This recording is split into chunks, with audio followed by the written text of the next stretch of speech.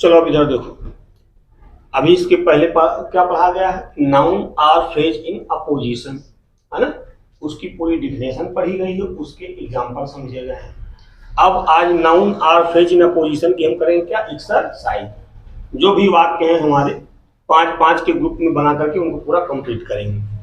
अब एक बार फिर थोड़ा समझ लीजिए कि noun or phrase in apposition, इसके पहले भी पढ़ाया गया है, समझाया गया है, फिर से समझो। कहता है यहाँ पर noun or phrase in apposition होता क्या, अपोजिशन मतलब क्या होता है, साइड बाय साइड, बिल्कुल बगल में।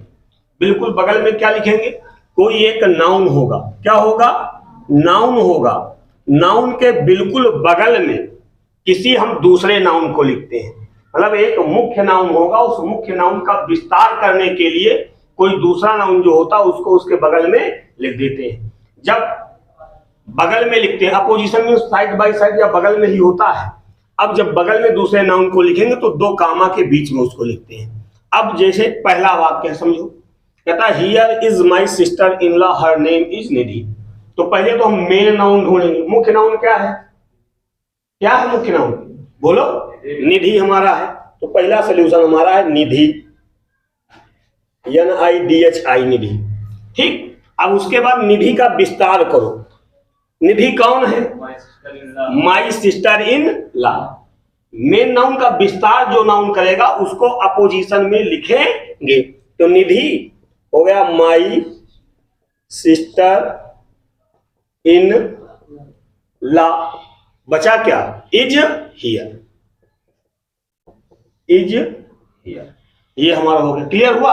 दूसरा वाक्य जैसे देखो तुम्हारा है, हमारा दूसरा वाक्य Rana Pratap was a brave warrior. इसका अर्थ भी निकालना, सेंटेंस में अर्थ निकालो तभी बन पाएगा। Rana Pratap was a brave warrior, Rana Pratap एक बहादुर या महान योद्धा थे। He was the king of Mewar, वह मेवाड़ के राजा थे। अब यहाँ पे देखो मुख्य नाउन क्या है, मुख्य नाउन क्या है हमारा, राणा प्रताप। हमने ये कर दिया मेन नाउन, राणा प्रताप। अब इस मेन नाउन का जो विस्तार बताता है, अब यहां पर देखो Rana Pratap a brave warrior, ये भी हमारा बन सकता है, या द किंग ऑफ मेवाड़। ये दोनों शब्द हमारे अपोजिशन में लिखे जा सकते हैं। चाहे अ ब्रेव वॉरियर कर दो, चाहे द किंग ऑफ मेवाड़ कर दो, दोनों तरीके से हमारा सही होगा। ठीक है ना, क्योंकि दोनों काहे का विस्तार कर रहे हैं, मुख्य शब्द मुख्य नाउन राणा प्रताप का विस्तार कर रहे हैं। तो राणा प्रताप क्या कर दे, द किंग ऑफ मेवाड़, ये कर दो, द किंग ऑफ मेवाड़,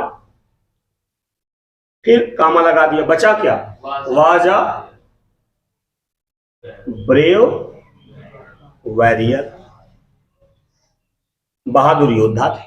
ठीक, ये इसको ऐसे भी कर सकते हो, Rana Pratap a brave warrior was the king of Mewar, दोनों तरीके से हो जाए। तीसरा वाक्य हमारा है, इसको समझिएगा। ये वाक्य बना पाओगे तुम लोग, Babur defeated Lodi. Babur was a Turk, Lodi was the emperor of India. बनाया कोई, पक्का, बनाओ जरा।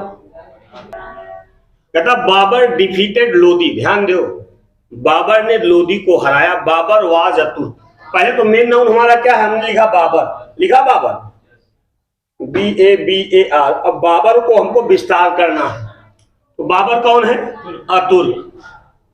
तो बाबर के बारे में बताया ना, अतुर्क। तो हमने अतुर्क को क्या कर दिया, बाबर का अपोजिशन लगा दिया, बाबर अतुर्क, अतुर्क, ये कर दिया। फिर उसके बाद क्या करेंगे, दूसरा नाम क्या हमारा, लोदी, है ना। बाबर जो एक तुर्क था उसने क्या किया, लोदी को हराया, तो डिफीटेड लोदी। और लोदी के बारे में विस्तार कर दो, लोदी कौन था, the emperor of India, the emperor of India, ये बन गया। था जी कि नहीं था कि नहीं, Babur a Turk defeated Lodi the emperor of India. सहायक क्रिया हेल्पिंग वर्ब नहीं लगेगी, क्यों नहीं लगेगी, क्योंकि वाक्य हमारा पास्ट इंडेफिनिट टेंस का बन रहा है। क्लियर हुआ, समझ में आ रहा कि नहीं, दोनों लोगों ने। उसके बाद चौथा वाक्य देखिए, चौथा वाक्य, doctor Radhakrishnan was the president of India, he was a great philosopher. तो यहाँ पर मेन नाउन क्या है, डॉक्टर राधा कृष्णन, तो हमने लिख दिया डॉक्टर राधा कृष्णन।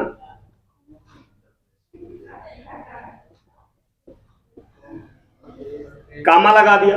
अब डॉक्टर राधा कृष्णन के लिए हमको अपोजिशन ढूंढना है इसका राधा कृष्णन का विस्तार करने के लिए कौन शब्द है?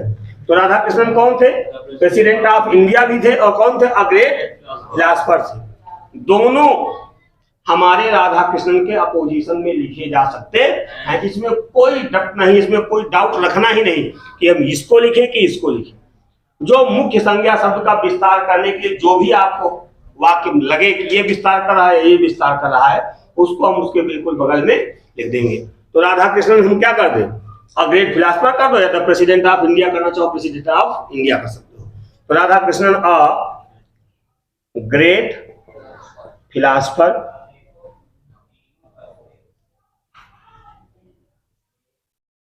ग्रेट फिलॉसफर, फिर कामा लगा दिया, बचा क्या? Was the president of India, was the president of India. अगला वाक्य है Mohan is the only son of his father, he died in an accident. इसको भी ध्यान देना। Mohan is the only son of his father, died in an accident. तो यहां पर मेन नाउन क्या है? मोहन। बताओ क्या है? मोहन। अब मोहन का विस्तार कौन सा शब्द कर रहा है? हाँ, the only son of his father. तो मोहन का अपोजिशन हमने बना दिया क्या? The only son of his father. तो बचा क्या फिर? Died in an accident, died in an accident. Clear हुआ कि नहीं? इसको नोट कर लीजिए, फिर उसके बाद आगे पढ़ा जाए। अब इसको देखिए, पूरे समझ में आ गए। अब हमारा छठा वाक्य है Nalanda was once the biggest centre of learning, it is now a heap of ruins. Most important वाक्य, कई बार एग्जाम में आया भी है ये। अब यहां पर मेन नाउन हमारा क्या है? बताओ। हाँ है नालंदा। क्या है? नालंदा। तो हमारा छठे का सॉल्यूशन है नालंदा। नालंदा के अपोजिशन अब क्या बनाएंगे? चाहे बिगेस्ट सेंटर ऑफ लर्निंग बना दीजिए, चाहे now a heap of ruins बना, जो इच्छा बना दो। नालंदा हमने क्या कर दिया? The biggest centre of learning, comma कर दिया। और उसके बाद बचा क्या? Is now a heap of ruins, is now a heap of ruins. Heap of ruins खंडहर का ढेर। हीप ऑफ रूइंस क्या होता है? खंडहर का ढेर। पहले नालंदा वर्ल्ड क्लास यूनिवर्सिटी थी, आज जो हो क्या है? खंडहर में तब्दील हो चुकी, वहां पर कुछ बचा ही नहीं। तो आप चाहे तो अपोजिशन में ये बना लो, चाहे अपोजिशन में। अगला वाक्य Shahjahan was a great Mughal emperor, he built the Taj, it is the finest building in the world. इसको ध्यान देना। कहता Shahjahan was a great Mughal emperor. अब यहां पर मेन नाउन हमारा क्या है? शाहजहां।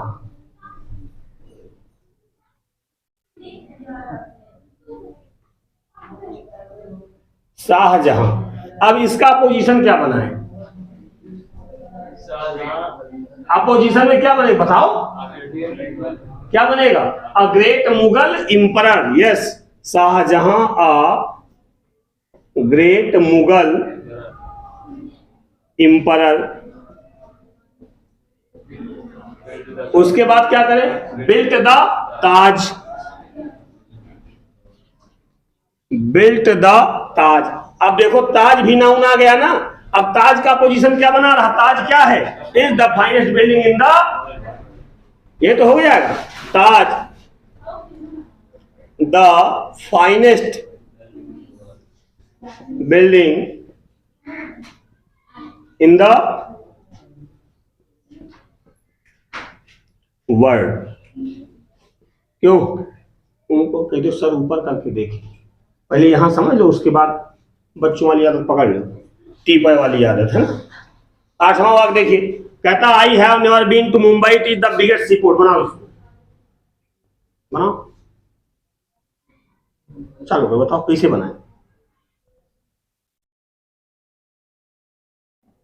कौन बनाएगा इसको, तो बताओ बाबू साहब। मुंबई, हाँ, बिगेस्ट सी पोर्ट। हाँ, अच्छा, तुम बनाओ, तुम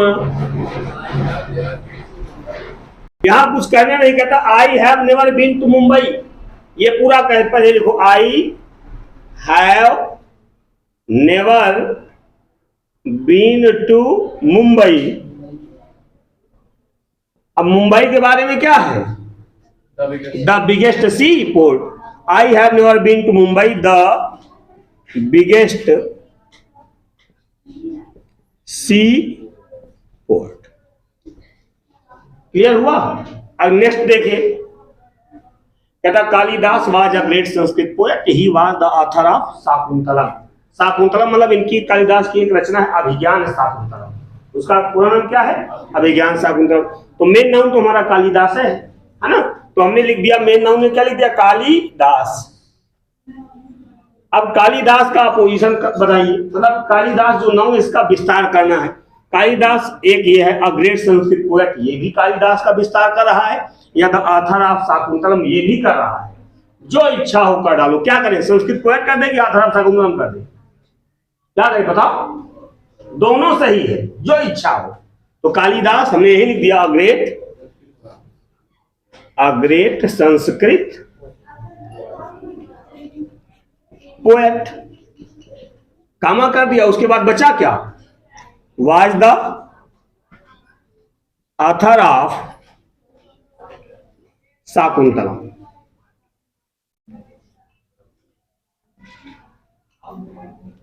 अंतिम वाक्य आपका है कौन सा, Nehru was a great statesman. Nehru एक महान स्टेटमैन में होता नेता थे। He was the first prime minister of India, वो हिंदुस्तान के पहले प्राइम मिनिस्टर थे। तो यहाँ पर मेन नाउन हमारा क्या है, नेहरू। अब नेहरू का पोजीशन क्या कर दे, चाहे ग्रेट स्टेटमेंट कर दो, चाहे the first prime minister of India का, जो इच्छा हो कर दो, क्या कर दे, नेहरू द फर्स्ट, यही कर देते, प्राइम मिनिस्टर ऑफ इंडिया, कामा, उसके बाद बचा क्या, वाज